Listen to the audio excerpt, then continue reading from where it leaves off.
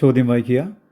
3 + 6 + 9 + 12 + etcetera 300 എത്ര? ഇവിടെ നമുക്ക് വേണമെങ്കിൽ സമാന്തര ശ്രേണി എന്ന് പറഞ്ഞ ആശയം ഉപയോഗിച്ച് ചെയ്യാം. നമുക്ക് പിന്നെ എണ്ണൽ സംഖ്യകളുടെ തുക എന്ന് പറയുന്നൊരു ആശയത്തിൽ നമുക്ക് ചെയ്യാം. അപ്പോൾ നമുക്കതൊന്ന് എങ്ങനെ നോക്കാം? 3, 6, 9, 12 എക്സെട്ര 100.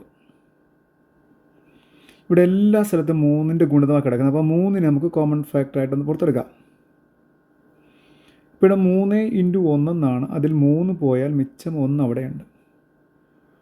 അതുപോലെ 3 × 2 ആണ് 6. അതിൽ 3 പുറത്ത് പോയി, പിന്നെ 2 മിച്ചം.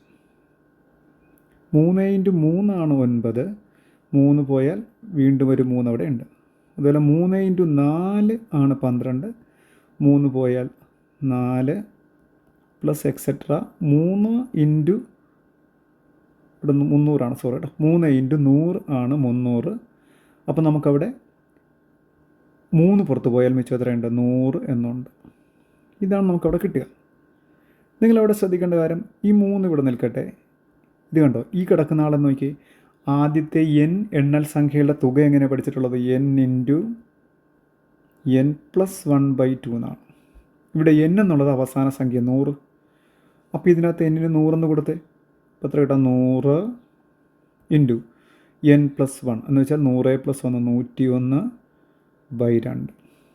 2ഉം 100ഉം കൂടെ വെട്ടാം 50 തവണ. ഇനി ഇൻറ്റു ചെയ്യാം. 3 × 50 150 × 101. അപ്പോൾ 0 ഇട്ട് കൊടുക്കുക. 15 × 1 15, വീണ്ടും 15 × 1 അല്ലേ. അപ്പം 15 15 0 എന്ന ആൻസർ ഇതേ ഒന്നാമത്തെ ഓപ്ഷൻ തന്നെ കിടപ്പുണ്ട്.